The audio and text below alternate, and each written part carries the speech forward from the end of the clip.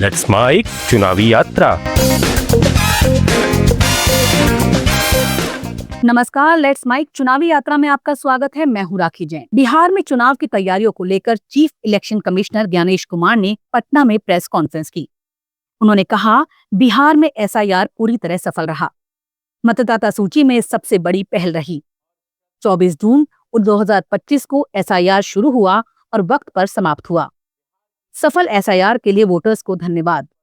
अब इसे पूरे देश में कराया जाएगा। सीईसी ने बताया, 90,217 बूथ लेवल ऑफिसर ने बेहतर काम किया। पूरे देश में बनने वाले बूथ लेवल ऑफिसर के लिए बिहार प्रेरणा बना। बिहार में 243 विधानसभा सीटें हैं। बिहार की विधानसभा की कालावधि 22 नवंबर तक समाप्त हो रही है और उसके पहले ही चुनाव संपन्न होंगे। उन्होंने मतदाताओं से आह्वान किया कि जिस तरह हम अपने त्योहारों को उल्लास और श्रद्धा से मनाते हैं, उसी तरह से लोकतंत्र के चुनाव के इस महापर्व को भी उत्सव की तरह मनाएं।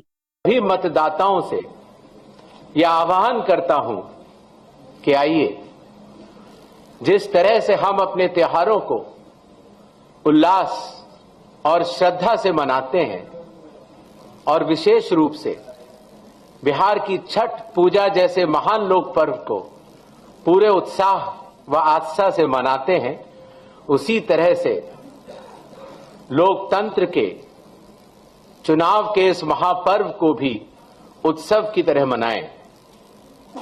अपनी भागीदारी सुनिश्चित करें, जिम्मेदारी निभाएं और मतदान अवश्य करें।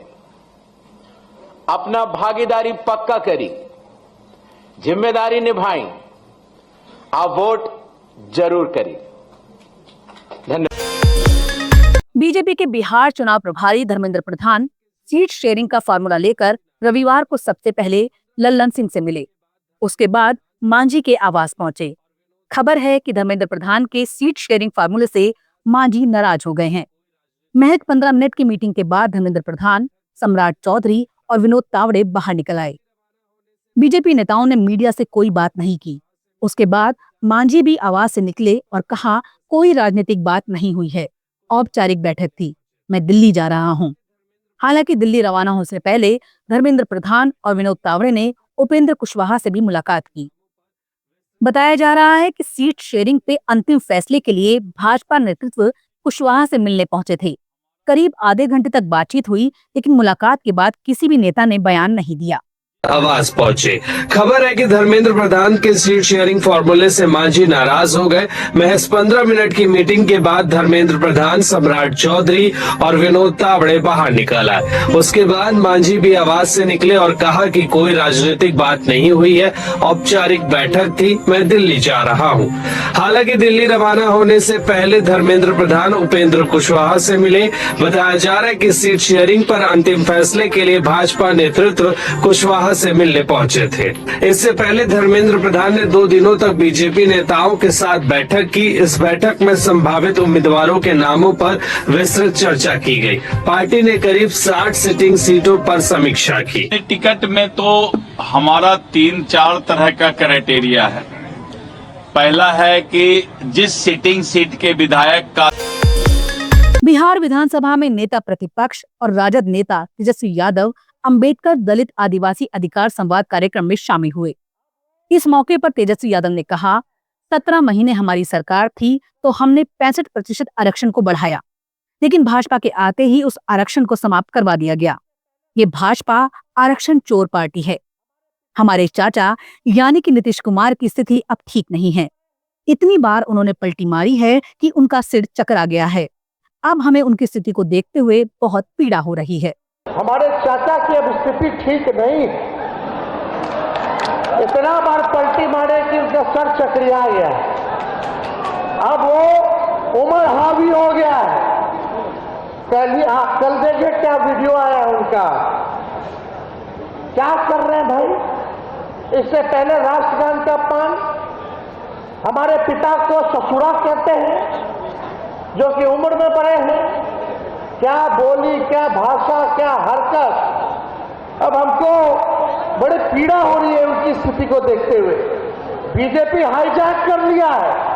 अब सरकार वो नहीं चला रहे हैं, सरकार अब दिल्ली से अमित शाह मोदी जी चलाने का काम कर रहे हैं।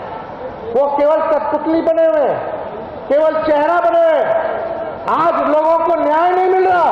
बताओ दलित समाज के लोग, आदिवासी समाज के लोग, कई हत्या हो रही है, बच्चों के साथ रेप हो रहा, FIR तक नहीं लिया जाता है और पुलिस प्रशासन उनको तंग करने का काम करती है कि नहीं करती है?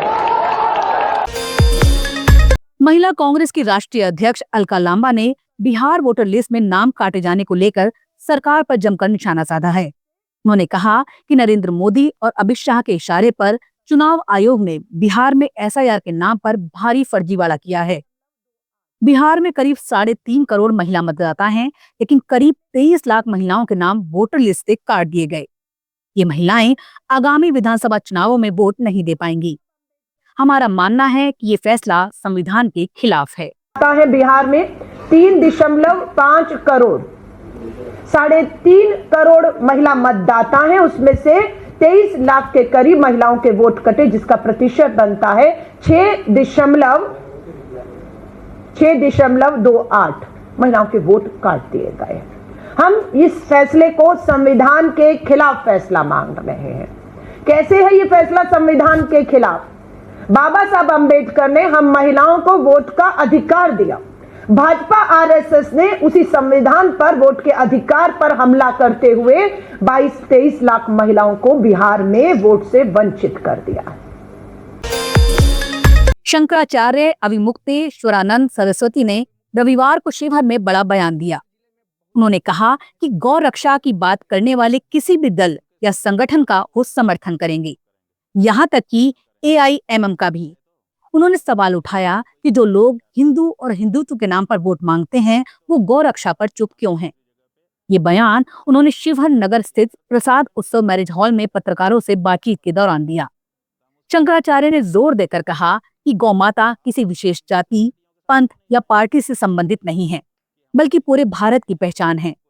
उन्होंने राजनीतिक दलों पर निशाना साधते हुए कहा, जो लोग हिंदू और हिंदुत्व के नाम पर वोट मांगते हैं, वो अपने घोषणा पत्र में गौ रक्षा का मुद्दा क्यों नहीं शामिल करते? AIM भी गौ रक्षा की बात करेगी तो हम AIMIM के साथ हैं। शंकराचार्य अविमुक्तेश्वरानंद सरस्वती ने शिवहर जिले में बहुत बड़ा बयान दिया है। देखिए शंकराचार्य ने क्या बताया। हम उनके साथ नहीं, हम उनको तन मन धन से सहयोग करेंगे, उनका समर्थन करेंगे। लेकिन कोई कहे तो, समस्या तो यही है कि कोई कहने को तैयार नहीं। कोई भी पार्टी, हमने तो पत्रकारों के सामने दूसरी जगह पे ये यहाँ तक कह दिया कि अगर MIM भी कहे कि हम गौ रक्षा करने के लिए शपथ लेते हैं तो हम उसके साथ भी जाने को तैयार हैं। तो हम दूसरी पार्टियों के साथ क्यों नहीं जाएंगे? लेकिन समस्या ये है कि हमारी वो पार्टियां जो अपने आप को हिंदू, अपने आप को गौभक्त, अपने आप को ये वो सब दिखाती हैं, वो गाय के लिए बोलने में परहेज कर रही हैं। क्यों शपथ पत्र नहीं आ रहा है किसी पार्टी के राष्ट्रीय अध्यक्ष का? JMM नेता मनोज पांडे ने कहा, ये स्पष्ट है कि बिहार चुनाव में हमारी मांग 12 सीटों की है और वो लिस्ट इंडिया गठबंधन के नेताओं के पास पहुंच गई है। उन 12 सीटों पर बात होगी।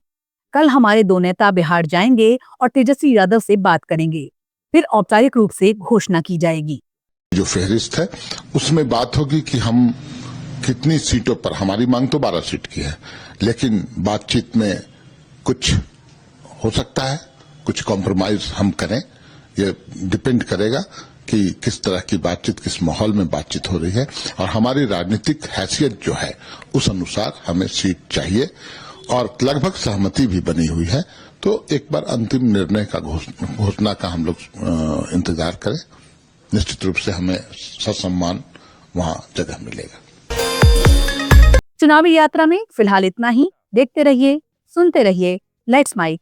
नमस्कार। आप सुन रहे थे let's make more than radio. Follow कीजिए हमें हमारे सोशल मीडिया प्लेटफॉर्म्स पर। It's time for news. It's time for more than radio. Presenting the first radio news app, Let's Mic. Let's Mic, a news-based app on your phone where you get to watch and listen news, talk shows, interviews, radio show podcasts. On Let's Mic, you get all relevant information of TV, print, radio, podcast, and digital. Let's Mic talks about every segment of life.